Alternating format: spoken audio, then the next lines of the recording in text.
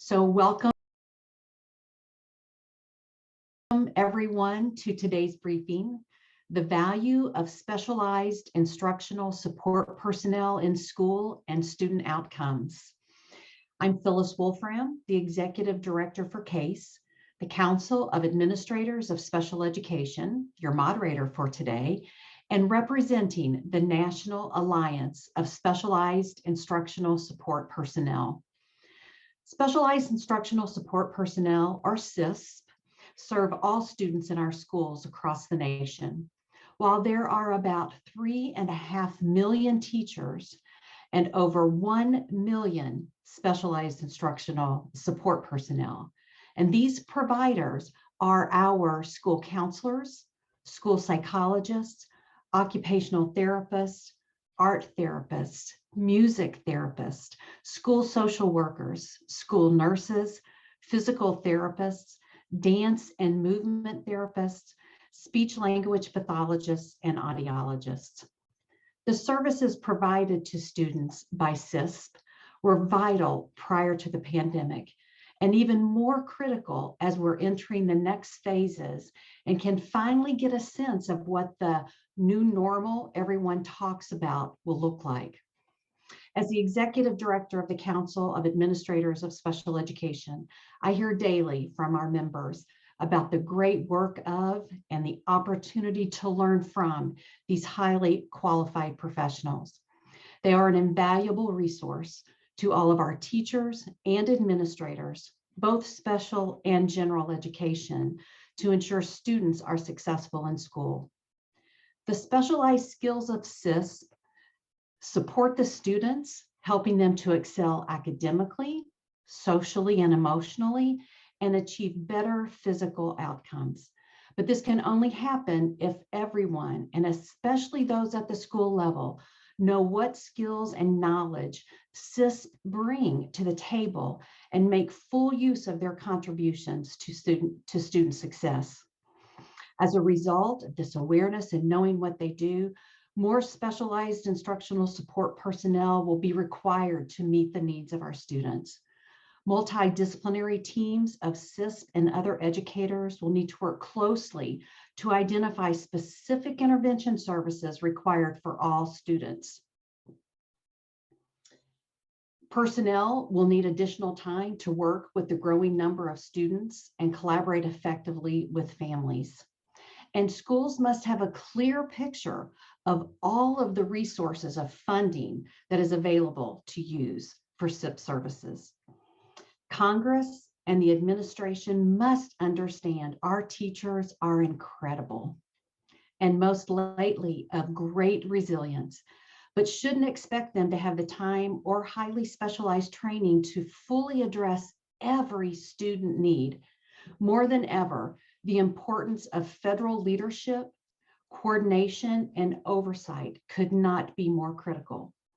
Therefore, we are glad that you are here with us today to hear from our panel of distinguished experts. To begin introductions, first, Nicole Pfirman. Nicole currently serves as the District Prevention and Wellness Supervisor. Nicole has been at Mason City Schools for the past 19 years. She started her career in psychiatry and adult rehabilitation before specializing in pediatric behavioral disorders. Nicole spent 13 years as a pediatric therapist, moving into an administrative role as a special education supervisor. In 2018, Nicole moved into the role of District Prevention and Wellness Supervisor and now oversees an interdisciplinary team focused on the mental health and well-being of students and staff. Nicole holds a master's degree in education and is a licensed occupational therapist. Our next panelist, Amber Weldon Stevens. Amber is the department chair and internship director for the music therapy department with the Fulton County School System in Atlanta, Georgia. She started the program over 30 years ago and is now one of the largest school system music therapy programs in the nation. Amber holds a bachelor's degree in music therapy from the University of Georgia. a master's degree in multiple and sensory disabilities from Georgia State University, and a specialist degree in special education administration from the University of West Georgia. In 2000, Amber was elected as Fulton County Schools Teacher of the Year.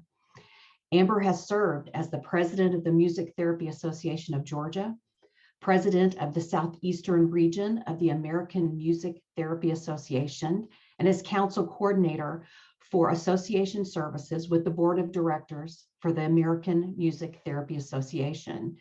She is also on the faculty of Kennesaw State University and the UGA Red Coat Band Camp. Currently, she is past president of the American Music Therapy Association. Our next panelist, Matthew Lewis. Matthew is the proud principal of Garfield Elementary School in Lewistown, Montana. Matthew has served as a principal for the past 19 years at a variety of grade levels. His prior teaching experience includes 4th grade, 1st grade, and kindergarten. Matthew Lewis is currently serving as the Zone 7 Director on the National Association of Elementary School Principal Board. He has a Bachelor of Elementary Education from Montana State University and a Master's of Educational Leadership at the University of La Verne. I have to say, Matthew, I was a high school teacher starting out, and I have great admiration for kindergarten teachers and several stories from colleagues who started in kindergarten and never finished or didn't remain in a kindergarten position. So great admiration. Our final panelist for introduction, Dr. April Turner, is the School Psychological Services Supervisor at the Maryland State Department of Education. Dr. Turner served as a school psychologist in Baltimore City Public Schools for 9 years. In both her practitioner and administrative leadership roles, Dr. Turner's focus has been on evidence-based service delivery and effective use of data-based decision-making to support student success.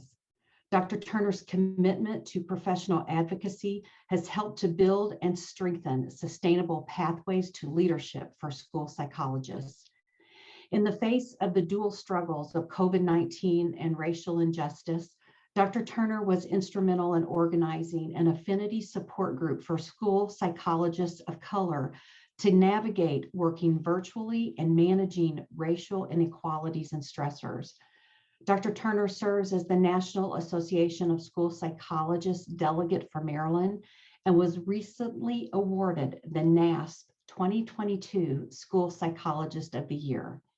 Dr. Turner's contributions to the profession, engagement in leadership development, and advocacy for the success of all children is evident in her overall practice of school psychology. Thank you all for being here today.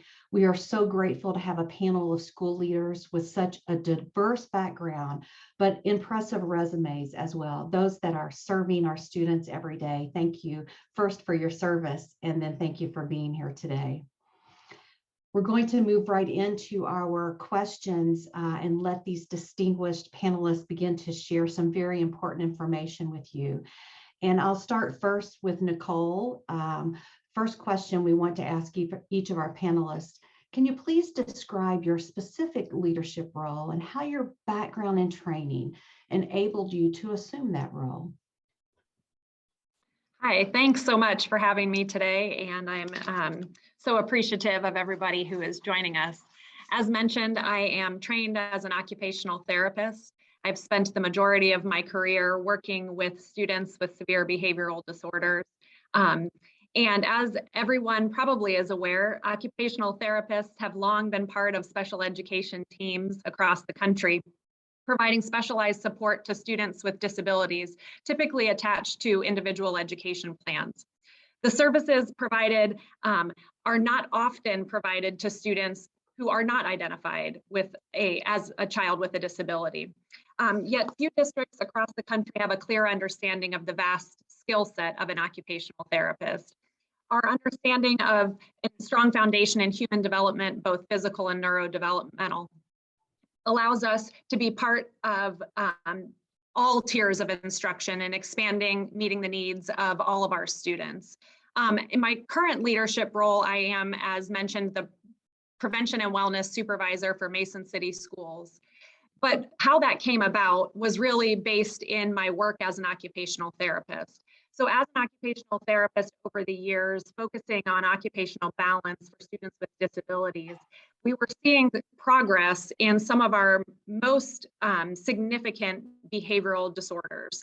And we were able to make progress with those students in a way that it started to create a question or a wondering for us of what if we provided these wraparound supports and services to all students? What if we started to address all students regardless of disability status and focus on their social and emotional health and well-being in a way that we do for students who have disabilities and who are identified on an individual education plan? And so we started to come up with a plan and a proposal across our district. We started with a small group of students. So we started looking at building interdisciplinary teams of service providers to provide tier 2 support. So prior to identification, we had groups of therapists, counselors, psychologists working with students to see if we could increase the success of keeping students within the general education setting. And we started to see such great success with those proactive and preventative measures that we decided, how can we take this full scale? So initially, my role into leadership was as a special education supervisor, supervising a 3rd and 4th grade building and supervising all of the related service providers and the SISPs within the district. However, at that time, what we also started doing is functioning in a behavior coaching role. So we started proactively coaching behavioral modification and mental health supports for all students, regardless of their disability status. And again, we saw success. And so over the next year or two, we started just adding to our program. And so in 2018, I wrote a proposal to create a prevention and wellness department in our district, in which over the last 4 years has grown exponentially. On our current team, I supervise 21 school counselors, 13 clinical mental health therapists, a nurse practitioner, 2 occupational therapists, and 2 social workers. And within our team, our focus is on all students, staff, and community mental health and well-being. And so what our role is to create systems of support that support all tiers of instruction, knowing that as an occupational therapist, if I'm really focused on occupational balance, that is a need that all students have, not just students at tier 3 or in special education. And so that's really how I came into this leadership role. Our program has gained some national attention across the country, and we are looking to expand even more. But without our SISP providers in our district providing support at tier 1, tier 2, and tier 3, we would not be as successful as we have been. Thanks, Nicole. I think really important, one of the things I heard you say is the importance of wraparound services. And I know as a local director, that was so important when we engaged in problem solving around student needs. Amber, let's go to you next as far as describing your leadership role and your background and training that's enabled you to assume that role. Great, thanks. And thanks again for having me today. So I am pleased to be a part of this briefing and to highlight music therapy, as well as other creative arts disciplines, including art therapy and dance and movement therapy. Now, all 3 of these creative arts therapies disciplines are utilized to break through the issues and barriers that keep students from learning in both general and special education settings. Music therapy, which is what I am quite passionate about, is an established profession in which music is used within a therapeutic relationship to address educational and behavioral needs. Research supports connections between speech and singing, and rhythm and motor behavior, and memory for song and memory for academic material, and overall ability of preferred music to enhance mood, attention, and behavior to optimize the student's ability to learn and interact. It does so much. After conducting a music therapy assessment of the strengths and needs of our kiddos, qualified music therapists provide indicated interventions and participate as members of the IEP team to support a vast continuum of outcomes. Music therapists can offer direct or consult services as determined by the individual needs of the kids. which is so important. Then so my leadership role, I currently serve as the department chair and internship director for the music therapy department in the Fulton County School System in Atlanta, Georgia. And the Fulton County Music Therapy Department currently has 16 music therapists on staff that serve 73 of our 105 schools. So it's a big old county, and we're in 73 of those schools, and 16 of us do this work.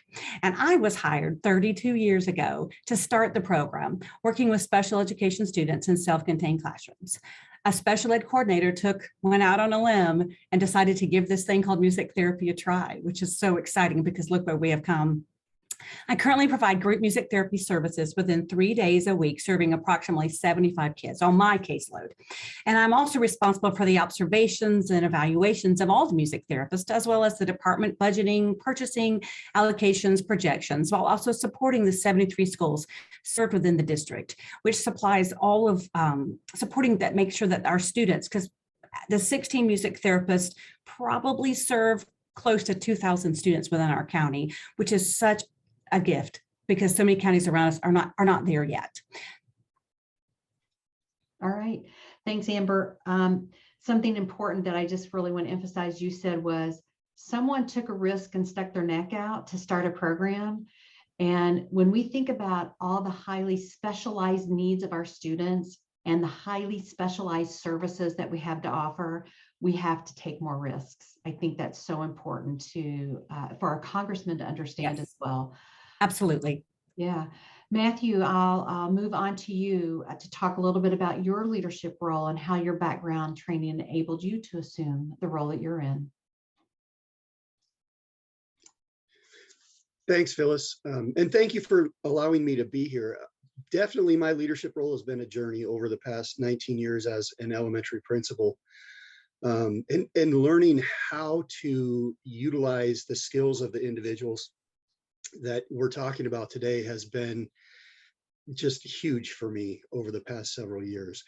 Going back and working through the RTI process, morphing into the MTSS kinds of things, looking at how we utilize all of the services that are out there available to our students.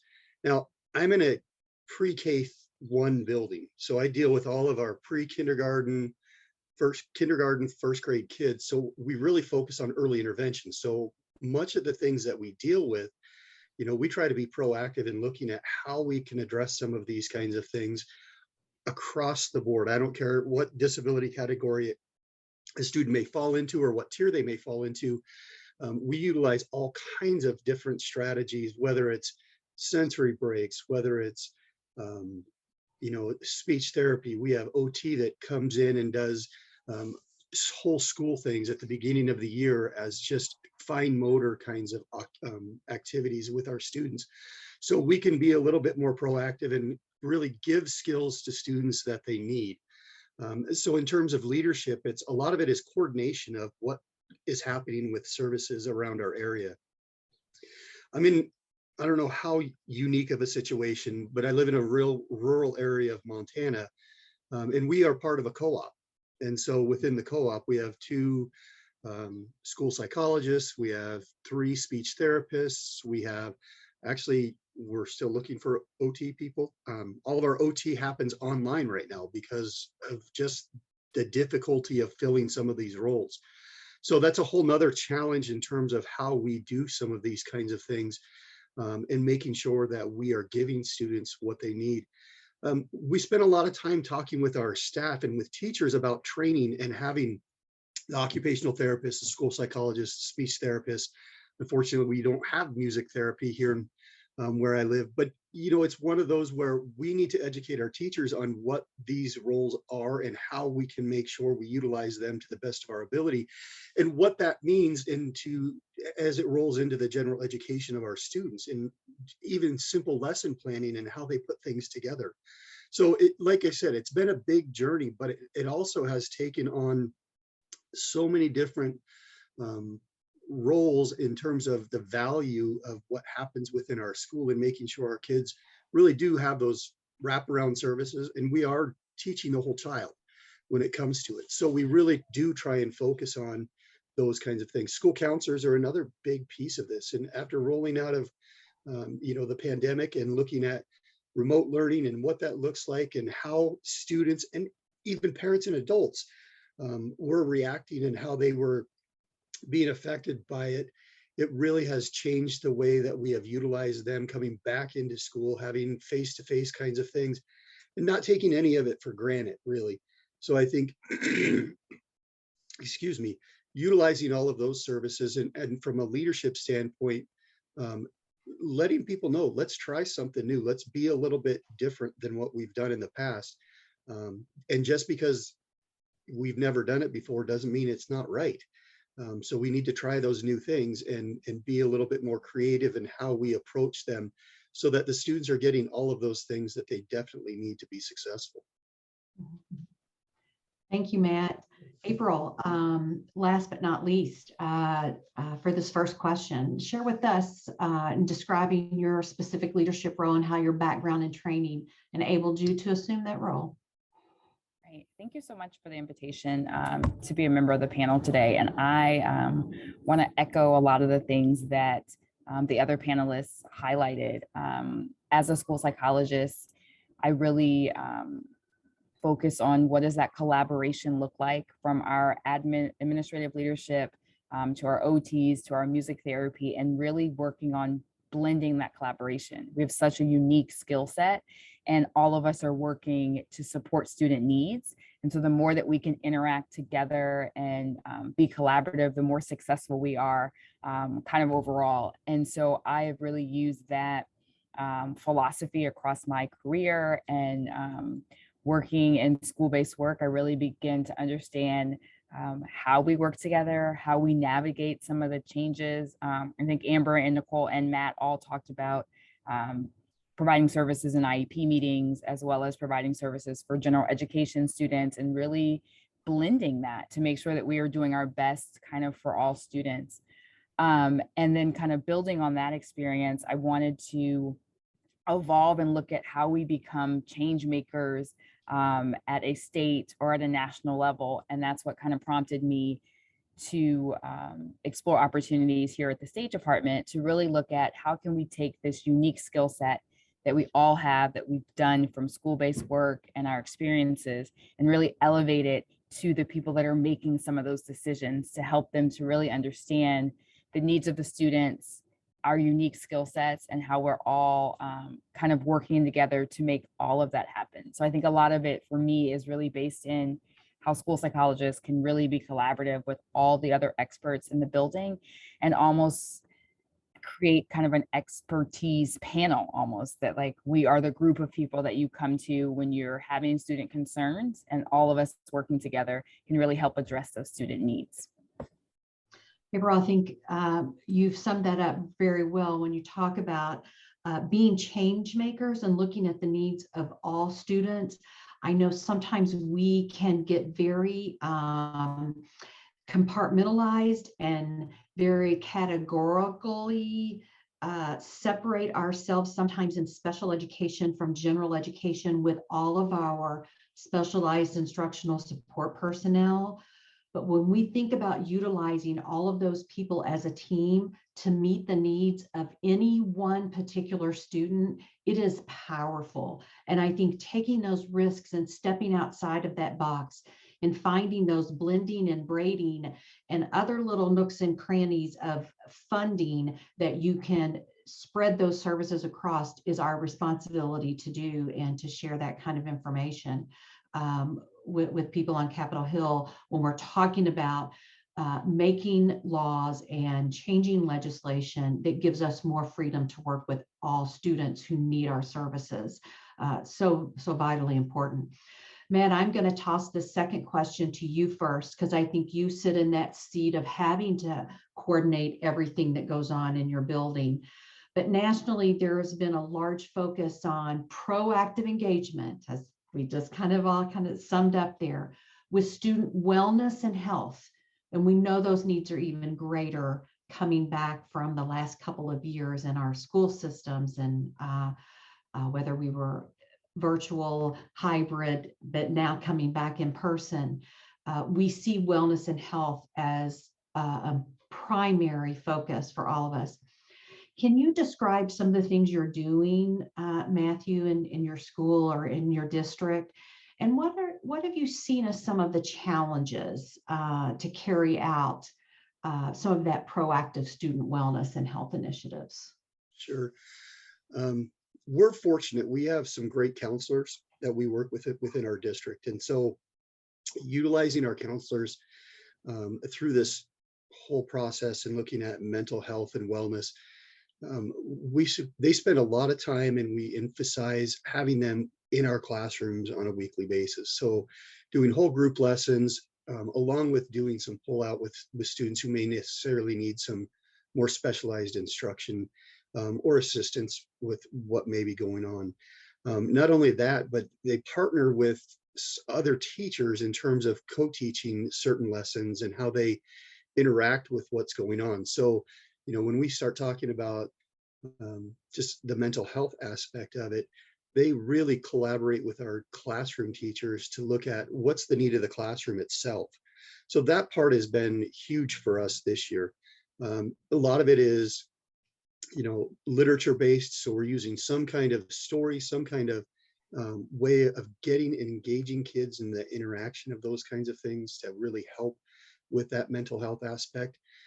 One of the things that we've talked about is just how can we increase that physical activity for students, because I think that's a huge piece of mental health and wellness for students.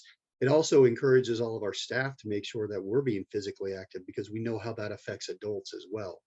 So it's really become kind of not only a kid issue, but a staff issue.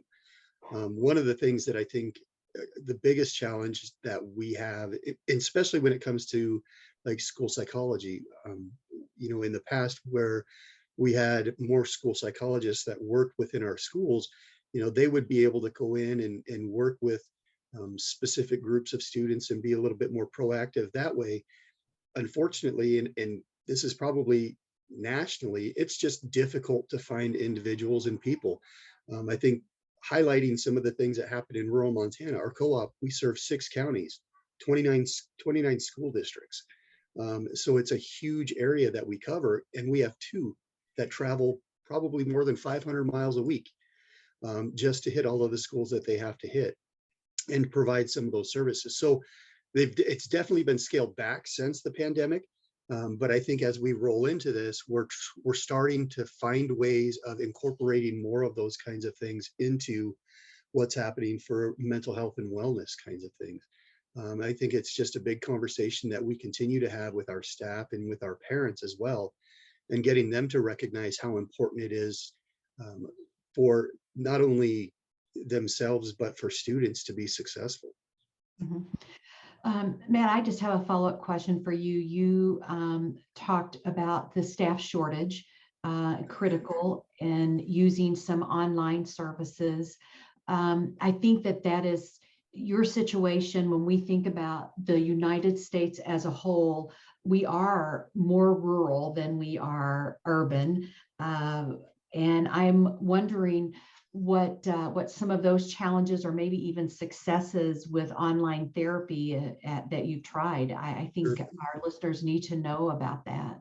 Yeah, it's one that when it first started, just like anything new, I think we had some people who were very hesitant as we started. And we primarily, utilize occupational therapy online. We're fortunate enough to have a speech therapist within our school. Our school psychologist is here a day a week. But occupational therapy is a huge issue for us. And so, when one of the challenges that we were really worried about is when you have 5 and 6-year-olds, putting them in front of a computer screen and saying, hey, guess what? We want you to do this. And how do you, get them to manipulate things so that the therapist on the other end of the camera can see what's happening? It becomes a challenge. I think not having somebody right there with them to manipulate and to help move things and speak, just engage with them on a more personal basis, I think those kinds of things were definitely a lot scary for us. And we've figured it out, and we've had great success with what we've had going on with the therapists that we have online. Knock on wood, we can continue to look and recruit people to come in and be here in person. But fortunately, we have this service. I mean, I think about the number of students that we go through occupational therapy with, and we probably have within my school alone, I have a school of a little over 200 kids, and we have over 40 kids receiving OT services. So, and they've also done, like I said, they've done some proactive things for us where they've come in and done online lessons for the entire school, for the entire classroom. So that piece has really, I think, gotten our staff to understand the importance of those roles. When it comes to speech therapy, we're fortunate. We do have a speech therapy. We do have in some of our more rural schools around this community, we do have where we have a speech aide that's working with them, and you're having the aide and the therapist online going through and working together with these kinds of things. There's a question about audiology services that somebody typed online. There's an audiologist that we have in Lewistown itself. So we're fortunate enough, but she's a private practice audiologist. So anything that we do, we coordinate with, we have to work with her to see if we can't coordinate services if they're needed. And sometimes that can be a challenge just because working with a private practice, sometimes it gets a little bit tough to see how we can make sure that the services are being rendered the way they need to be rendered. Right. Glad to hear you say, Matt, I think when we talk about using specialized instructional support personnel, sometimes we forget that it's not just those individual lessons or small group, but going into a full first grade classroom, second grade classroom, or even high school classroom, there are lessons that they can provide whole group. And I think you hit the nail on the head when you said some of those preventative services. Or some of that is preventative services for a number of kids when we think about that whole group instruction. I think that's really important. April, I'm going to come back up to you for question 2 as well, talking about the focus on proactive engagement with student wellness and health. Describe some of the things in your district and maybe what some of the challenges that you faced. Yes, I think this is a great space and a great opportunity to kind of get the best outcomes for the funding that you have. And so what a lot of school psychologists have done and is really kind of recommended for school psychologists to do is to do a lot of that preventative work. And so most of the schools across the state of Maryland have what we would call a student wellness team. And it's really an opportunity for a bunch of service providers to be collaborative. So our music therapists, our OTs, our speech and language pathologists, everyone is meeting together, sometimes monthly, sometimes more frequently, and really looking at what are the needs of the entire school. And so in that way, you're trying to be preventative before you're having these concerns. There are things that you can anticipate happening. In my own individual practice, something that I did as a middle school psychologist was ran groups on issues that you would assume would happen in middle school. So we always would run a friendship group. There was always a emotion regulation group. There was always a group preparing for high school. And these were kind of short-term groups that were maybe 6 to 8 weeks. And we were able to kind of give kids some of those skills. And by the end of the year, a lot of the students had experience in these groups, similar to what Matt was saying with full class lessons. It's a way to really use our expertise to be preventative before we are looking at students that are being referred for specialized services or being referred for IEP. So I really see that as a preventative measure, and it's something that's been really effective. However, that has been challenging to implement across lots of school districts, lots of schools. I would echo what Matt said, staffing and recruitment and shortages really plays into that. As we as specialized staff have gotten more bogged down with, as school psychologists, assessments. I'm sure our Nicole can speak to kind of assessments. It becomes a lot more difficult to do some of that preventative work. So I really see balancing that time as a challenge. And I think the way that we have approached that challenge has been to really be collaborative with our school leadership to say that if we can engage in some of this preventative work, our goal is to lessen some of those assessments. They will be there all the time, but if we can get in and give kids some skills, it is our hope that then we will have less of those students that are being pulled out of that gen ed curriculum and being taught differently, because we're able to be a little bit more preventative. But I would say those shortages have really impacted that work. And I think some of the ways that some districts have addressed that is they have talked about carving out social emotional learning time within the curriculum. So there's a set time in the day. And then we have been able to go in and provide lessons and really support some of that teacher implementation. But I really think that preventative work is really key. April, I have a follow-up question for you as a school psychologist and working many times, not just with students, but that extends out to families in some of that work. Have there been opportunity to collaborate with any of the local behavioral health care centers or facilities in your area? And how important is that? And have you had some challenges with that? I know sometimes as school administrators, and being one for many years, we have to really open up our doors sometimes for that. So I'm wondering if you could speak to that just briefly. Sure. I think community partnerships are key. When I think about schools, it only represents a short part of a student's day. And so we really want to think about what those wraparound services look like. And in the experiences I've had, we've been able to partner with our local community agencies. In some of the more major cities in Maryland, there are a lot of hospitals that are providing behavioral support. So we've worked with them. Some of them have been able to provide services in our schools. And similar to what you were saying, Phyllis, opening up our space, whether it's through a community health fair, if it's through an open house, allowing those providers to be in our building and talk about the supports that they provide has really been key. I do think some of the challenges have to do with how we develop that partnership. There's also been some challenges in the types of services they're able to provide for students with IEPs versus students without IEPs, and kind of how that billing works. But I think what is really helpful is just beginning that partnership, even if it's just inviting them to talk to your teachers about how to manage student behavior, or talk to your teachers about SEL work. And I think that partnership is key, especially as we continue to have shortages of some of our school-based staff.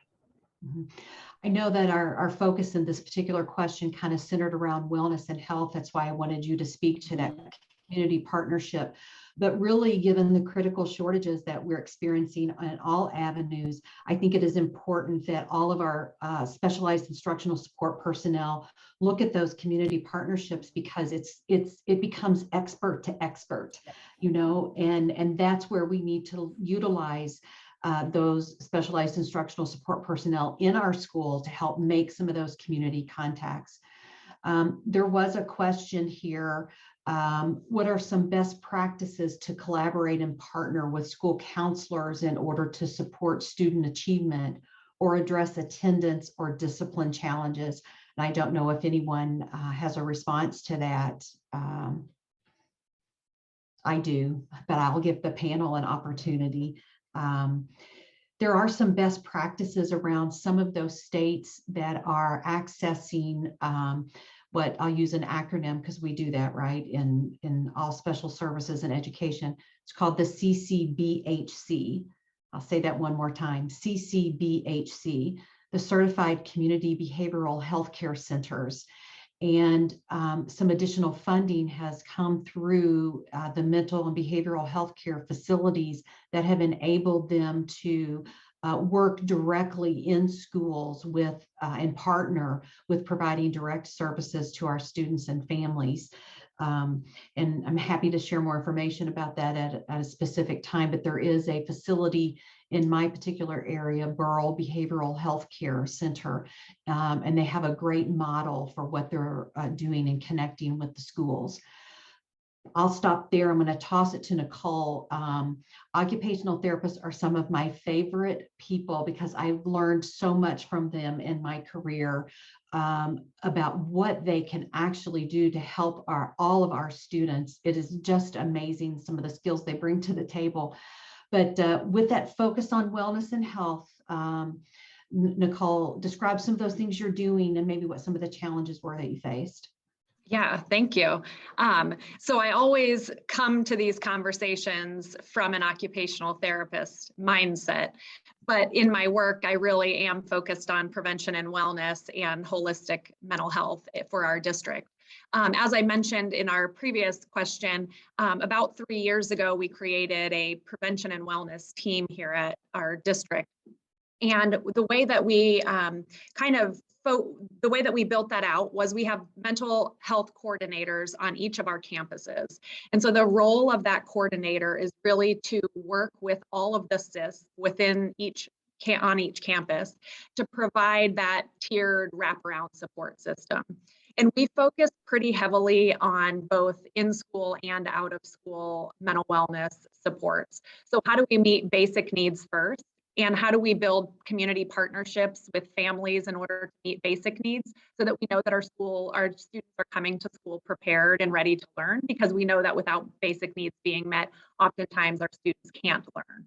And so what we have done is we are working with, as April mentioned, also, we have Cincinnati Children's Hospital therapists who are in our schools on every campus. We have 13 full-time therapists that are on site seeing students full-time every day during the school day. They're providing school-based mental health services. Additionally, we provide on-site medication management for our students. So any of our students who are receiving mental health services through our school-based providers are also able to have their medication management done at school during the school hours.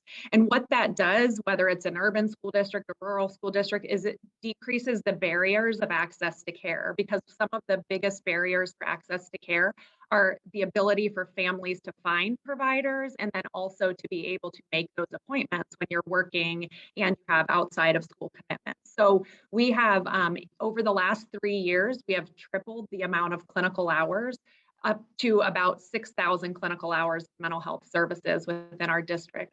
In addition, we've started to look within our SISP providers at how do we reallocate the resources we already have. So if we have occupational therapists who are highly trained and we know the background and the vast skill set that they can bring, and we have speech therapists, we have psychologists, how do we take what we already have? Because as everybody has mentioned, staffing is not, and staffing and funding are our challenges. So if those are barriers to being able to provide this, how do we reallocate the support we have? So we've done some creative scheduling. So we take, for instance, we run a group at our K6 building once a day that's ran by a different SISP provider. So one day a week it's an occupational therapist, one day a week it's speech, one day a week it's counselor, one day a week it's psychologist. We even have an SRO that will run a group. And that's a proactive preventative group. That's for students who are not currently identified. And we use those services and supports to provide intense 6 to 12 week intervention with a variety of students in the hopes that we can then keep them within general education environment. Additionally, as part of our program, we started a therapy dog program 2 years ago. We now have 6 therapy dogs, 1 dog on each of our campuses that interacts and works with our counselors every day of the week. That's provided for all students. And so anytime, not only do the dogs go and visit gen ed classrooms, but they also deal with working through student crises and de-escalating student needs. So what we have tried to do is create a fully wraparound model of care so that students are receiving prevention and wellness supports in all aspects, whether it's at home, whether it's through school-based therapy, whether it's through our individual counseling with school counselors, working with our therapy dogs. But if we integrate our prevention services into all environments, we know that our students are going to have the best outcomes. All right, thank you, Nicole. Amber, I saved you for last because when I think about wellness and health, and I think about music therapy and things that you're doing in your districts and across your area that you have worked so beautifully to expand, share with us some of those things that are going on and maybe what some of the challenges that you have faced, especially during this time as we are dealing more with wellness and health issues of our students. Well, of course, I'm going to say every single child needs music in their life. I think every adult here has music in their life. We all go to music when we're happy, when we're sad, when something happens, when we need to. We've had a good day, we've had a bad day. There's something we'll click on and listen to. So of course, I believe that music is innate in what we need. So when I saw this question, I was like, oh, well, that's exactly what we need and we need more of. And we all need it every day. I could go on and on. I'm going off the script that I wrote because I'm like, no, I'm going to tell them what I believe to be truth.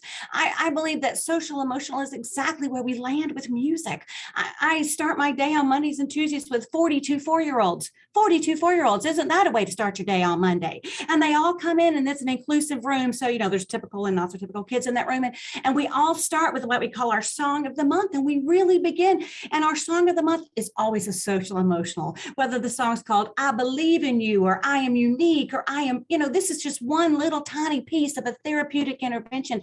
But those little nuggets of songs that go into that long-term memory. And then when they're having a bad day, they begin to sing these songs. So I believe every child needs that. And we serve kids from 3 to 21. And so even our 21-year-olds are getting these nuggets. And so this kind of goes back to Matt. Matt, there's some online programs now for social emotional songs that are just, the Quavers curriculum is a great one. And you can get these monthly songs and then just let them just drop it in your K-1-2 school and let them hear them monthly and let them come over the intercom so that kids can really begin to pull it into long-term, because that's the key. That's the key with song. That's why we can sing 80s music. And, we haven't heard 80s music in years, but because those songs went into long-term memory, that's why it works. That's how we are designed, those synapses to both sides of the brain. So I could go on and on. So what has our county done to that?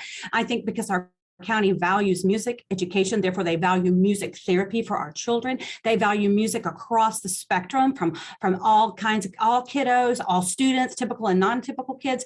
I believe that they do exactly what I believe April mentioned, that we have a set time in the curriculum now in our elementary schools and into our middle schools. I'm not sure it's in our high schools yet. That is a curriculum that's called, let me find it, I wrote it down, Student Success Skills, addressing 6 skills broken down into several standards across grade levels. And then the program works to create a foundation for managing emotions and for healthy relationships and understanding and empathizing others and being responsible and safe and learning to cope with difficult situations and behaviors. And the neat thing about this is it is run with our counselors. The counselors and social workers are the ones who kind of own this with their school psychologist, and they kind of make sure that it's in the curriculum and what time of the day they put across, that they're making sure they're tapping into it. And then all through the school, we know what is the topic of the month or the week. So we're tapping it in our music therapy, or we're tapping it in our art, or wherever we're at. So the kids are getting it in all parts of their day. Again, it's a great collaborative model. It's great. Now, barrier to success. In the world of the arts, our barrier is always academics win. I mean, the bottom line is the kids have to get their academic hours. And so many administrators go, we don't have time for that. And I always come back with, yes, we do. We don't have time not to have time for this. It is so vital for a well-educated and rounded young adult, and for our littles. I believe every child deserves music in their life, every single child. And so I encourage anyone that's listening to this to go to your congressman, to talk to people, and let's look at why we don't have music therapists in Montana. We need music therapists in Montana. We need a gazillion music therapists. We only have 10,000 plus across the United States who are board certified. We need 100,000. We need so many more because music works. Music works. Sorry, I'm preaching to the choir. No, thank you, Amber. I appreciate that. There is a comment, I think, more than a question, but in case someone wanted to speak to this specifically, the comment is, there are many opportunities internally for counselors and other SISPs to partner with nurses who work in schools to address mental health concerns, to connect with providers for a full care coordinated approach. And I see heads shaking and saying, yes, we know that, and that is vital. I don't know if anyone wants to share specifically about your nurse, or how that maybe has impacted some positive change, or maybe what some challenges have been with regard to those nursing services or coordinated care. I can jump in here. So similarly, our nurses are a vital part of our collaborative team. Our school nurses are often our first line of defense, especially when we're working in secondary education with students who are struggling with suicidal ideation or self-harm behaviors. Oftentimes the nurses are the first ones who see a student or who know the student's history. And so having them as a vital member of our team has been really important to make sure that we are connecting students to the appropriate level of care, whether that's internal services through our nursing team or whether that's nurses helping us connect with outside agencies to get the students the support they need as well. So I think nurses are for sure a vital part of our SISP collaborative teams. April, did you want to comment on that at all? I think I would just echo what Nicole said. I think school nurses could be an integral part of that student wellness team. I think they bring in the expertise of community resources. They've also really been helpful as we begin to talk about in middle school development and health and things like that. They become really good expertise in that area. So I think they should definitely be part of that wellness team. Thank you. Thank you. We'll move on to our third question, and it is specifically for each of our panelists. What can Congress and the Department of Education do to support our students and educators as we continue to recover from the impact of COVID-19 and address the wellness and health of our students and families that we serve? What can Congress and the Department of Education do to support our students? Let's see, Matt, you want to go first? Sure. What can they do to support us? I think just like anything, they need to see the value in education and the value in not just the academic side of it, but all of the other pieces that we're talking about today. They have to understand, while yes, we can teach kids to read, write, and all of those other things, but if we don't have the mental health aspect, we don't have the occupational therapists, we don't have those school counselors, the school nurses, music therapy, the school psychologists, there's a whole realm of things that we miss out on with students. And I think, what can they do? I think they start by truly passing a budget that supports and prioritizes education for us. And that's an easy one to say, but I know it's a lot harder to do at the federal level. But that goes the same for probably any state in the nation as well. And I think education is sometimes seen as the low-hanging fruit when it comes to budgets, and it makes it easy for people to say, well, we don't need music therapy, or we don't need all of these school counselors, or we don't need all of these kinds of things, and they don't realize the impact that it has on our students. And I always end up talking to people about, as students come into school and we look at them as they're little, the impact that we have when they're little, it's I think easier to see. It's so much harder to see what it looks like down the road. And so looking at a student and saying and projecting what they're going to look like and how they're going to perform and what they're going to do when they get into high school is a challenge for a lot of people. And it takes some forward thinking. And I think Congress needs to recognize that what they do in terms of prioritizing education and supporting all of these kinds of things has dramatic impact when you start talking about how do we create citizens of our community and making sure that they're well-rounded and educated and able to really bring back the skills that we need to thrive as a community.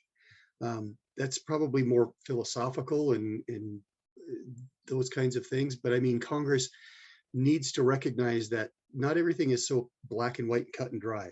There's a lot of things that I think they miss. And I wish that more of them would come in and watch what our occupational therapists do, watch what our music therapists do, watch what our school counselors and school psychologists do, so they have a better sense of what that looks like. And I don't think we have across the board, I don't care if it's state or federal level, we don't have enough of those people coming into our schools, and they're making assumptions based on what they did when they were in school.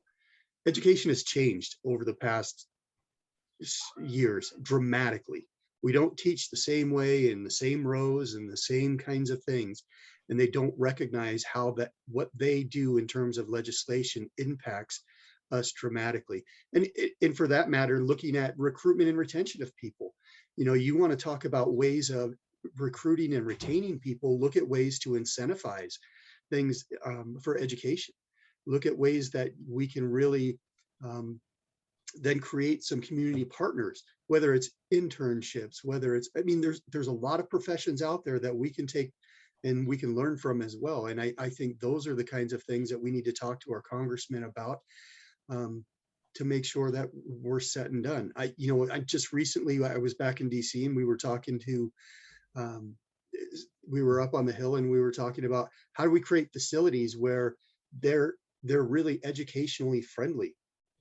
To have a school psychologist in a closet saying, hey, or give this kid a test, we want to see where they're at. And it becomes such an uncomfortable situation. So we need not only just the educational aspect of it, we need the facilities so that we have places for these people to operate and to recognize this is a vital part of the development of our nation. And so, there's my little soapbox on what Congress can do for us. Matt, I think that was a wonderful soapbox. And what I heard was an open invitation to come to Garfield Elementary School in Lewistown, Montana, to see Absolutely. what education is like every day. Yes. Anybody online can come and visit my school any day of the week. I'd love when people come in and see what we do. I love to share what my teachers do because they do such a phenomenal job. Yeah. I love to share what our support personnel do. They do a phenomenal job, and I'm blessed to live in the area that I do. I just wish more people would recognize that, all of these things that we've talked about today are so incredibly important. And I think we miss out on some of the emphasis in advocating for our support personnel as much as we possibly could. As a principal, you always start talking about teachers. The value of our support personnel is just as important. And to advocate for those individuals being in our schools and supporting what's going on, I think Congress needs to recognize as well. They talk about teachers all the time, but I don't think they recognize all of the other intricacies that you guys play in what we do. Yeah. Nicole, I'll toss the question to you as far as what can Congress and the Department of Ed do? Yeah, I think I echo a lot of what Matt said, but I think some of the some additional items would be, really clear guiding documents to states and to district leaders about the types of specialized instructional support personnel that should be in our districts. What are their skill sets? How can we use funding in a more creative way? There's often, obviously with some of the legislation, even around IDEAB and things like that, districts get hung up on how they can spend those dollars. And so being really clear about, can we use occupational therapists at tier 1 and tier 2? Can we use some of that funding to provide whole building supports by our SISP providers? So having that level of clarity for district administrators, I think would be super beneficial. I think a lot of that, comes down from the state, but prior to the state, the U.S. Department of Education needs to make clear what their stance is. They value specialized instructional support personnel in a general education model at tier 1? And if so, what does that look like? And how can districts allocate those funds for that? I think that would be really important. And then additionally, just to echo everything that Matt said about just, really being clear on how teachers are extremely vital. We love all of our teachers. They do an absolutely amazing job every day, but how much more amazing could they be if they had the additional supports and services from specialized instructional personnel pushing into their classrooms? How much more amazing would our educational system look like if we actually allowed that? Okay. Amber, I'll let you go next, and then April will let you have the final word. I feel like I just need to say ditto and ditto. I agree with everything that you just said. I think something Nicole just said is so vital, is clear guiding documents for district administrators saying that we need these services. I feel like where the creative arts kind of falls into an abyss is because we're not really listed, where OT, PT, speech, APE, they kind of get their day in the sunshine, but those arts, they always say it's not an exhaustive list. Well, I know it's not an exhaustive list, but if an administrator doesn't see it in black and white on a piece of paper that says music therapy is a related service or creative arts therapy, then they're like, no, we don't have time for that. Or it's not even time. It's funding. It always comes back to the dollar. We have no way to fund it. And it's not mandatory. It's not listed on this document. So, oh my, if they would just come in and walk and see and listen and watch the value of what the arts can do for our kids and how their whole life and their whole little being will be better. Because we're not just creating young ones to 21, we're talking about a lifespan of learning and loving. I want lifelong lovers of music and the arts. I want them to have something to do past 21 years of age when our world of special ed, they move into adults.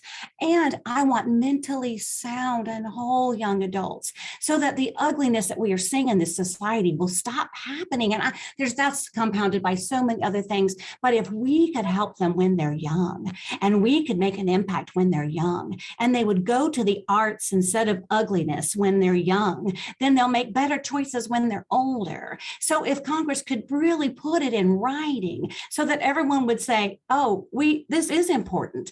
And I could toot the horn for the education of the arts, for music education and art education, and just across all of that.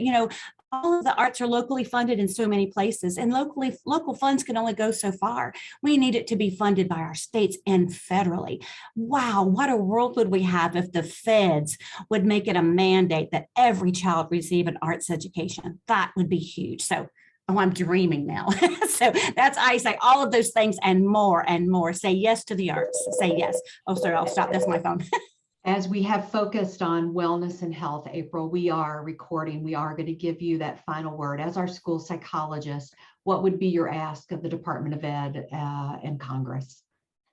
Again, I want to amplify and echo the things that Nicole and Amber and Matt said. And I think the biggest thing that I can think of are two major things. One, having some funding and support to support the mental health of our students as well as our staffs in the building. I think that is our core component. And if we can work to strengthen mental health as it relates to social emotional functioning, social interaction skills, all of those components, then we become more successful and we can see then our academics be supported and really amplified. So I think one is really supporting and funding mental health supports. And secondly, really working to develop strong policies and programming that works on the retention and recruitment of our specialized services staff, because I really think that is where it's core. A lot of shortages are happening, and that's really helping if we are able to avoid some of those shortages, we can really amplify the work that we're doing. So I would say supporting our mental health for our staff and our students, and then really developing program for retention and recruitment of our staff to support students. Yes, thank you, April. Recruitment and retention is vital, given the critical shortage that we're facing with all educators across the nation. I want to thank each one of our distinguished panel members, experts in education, experts in their field. Thank you for your time, your great words of just knowledge, but encouragement and guidance as we move forward. So thank you again for being with us today from the National Alliance of Specialized Instructional Support Personnel. So thank you.